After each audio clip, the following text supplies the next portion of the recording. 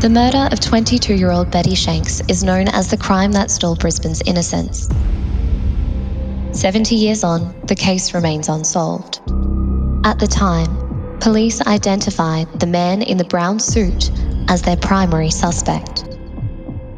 This map captures eyewitness testimony regarding this man and presents two potential suspects. On the evening of Friday, the 19th of September 1952, Betty Shanks was attending a night lecture at Brisbane Commercial High School. When classes finished, her lecturer dropped her off at tram stop 19 so she could catch the tram home. Betty got off the tram at the Grange tram terminus, where she was last seen alive. She never made it to her home on Montpellier Street. While several neighbours reported hearing Betty's screams, no one chose to investigate. The following morning, Betty's body, brutally beaten, was found in the backyard of a home on Carberry Street. What we know is that Betty, along with a handful of other commuters, arrived at the terminus at exactly 9:32 p.m. While all other passengers dispersed, there are 6 to 8 minutes where Betty's movements cannot be accounted for. Several witnesses reported seeing a man in a brown suit loitering around the terminus for approximately an hour before Betty's tram arrived. He was pacing up and down the platform restlessly, even peering into a car, as if looking for someone. One witness, Clarence Hovelroud, remembered speaking to him. At the time, Detective Senior Sergeant Norm Bauer theorised of 2 possible scenarios regarding Betty's attack. Either Betty was met at or followed from the Grange tram terminus, or someone was lying in wait for her under the cover of the Bohinia trees on Thomas Street. Upon revisiting the case, 2 men have emerged as potential suspects, fitting the profiles painted by Detective Bauer. The first suspect is Eric. Eric and his family lived in Bowen Hills. Allegedly, Eric knew Betty as she had hired him to do some carpentry work on her parents' house.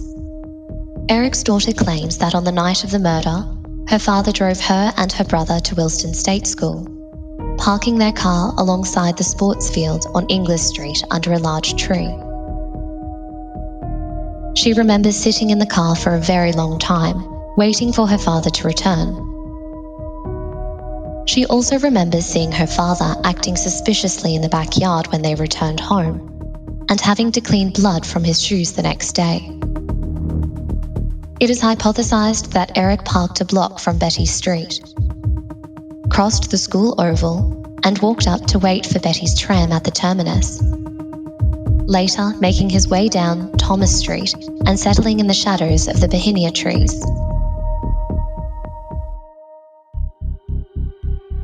The second suspect is Joe. On Friday nights, Joe would tell his family he was going fishing, but would instead go drinking at the Kedron Park Hotel. In a statement provided by Joe's son, Ken, it is alleged that Joe drove and parked near the Grange tram terminus on the night of Betty's murder. Ken believes his father had intended to intercept his mother on her way to the home of a man whom he believed she was having an affair with. Ken asserts, in what he suspects was an intoxicated state, Joe spotted Betty, who had an incredible likeness to his wife, then followed her down Thomas Street and attacked her in a jealous rage. It is Ken's belief that Betty's death was a tragic case of mistaken identity.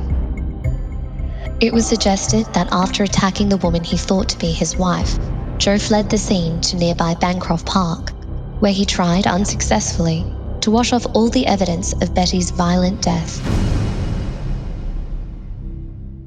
This is before allegedly making his way to the taxi rank. A witness at the time, a taxi driver, reported picking up a man covered in blood at a taxi rank on Ashgrove Avenue. The driver was reportedly wary of the passenger, not only for his bloody appearance, but for the roundabout path he directed him to drive. In the end, the driver was instructed to drop the passenger at the Red Hill post office after snaking through the surrounding streets of Ashgrove, Newmarket, and Red Hill. Eric and Joe's involvement in the death of Betty Shanks is pure speculation, and offer two of a countless pool of theories that have been presented over the decades. So, while the identity of the man in the brown suit remains a mystery, understanding the possible paths of victim and predator may be the key to unlocking this 70-year mystery. Needless to say, amateur historians, cold case investigators, and armchair experts alike will continue to be drawn in by Betty and her story until justice is served.